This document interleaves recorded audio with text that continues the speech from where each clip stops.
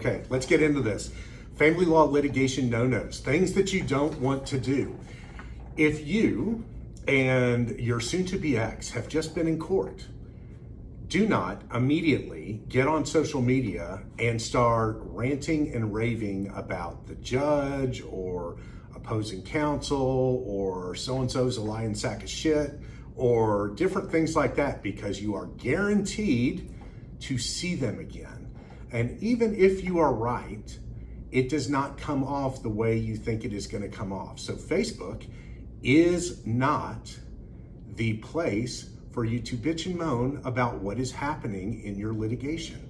So talk to a friend, talk to your attorney, get all of that shit out of your system, but don't post that on Facebook or Instagram or TikTok or any other social media source, because you're going to see it again and it won't look as good as when you recorded it.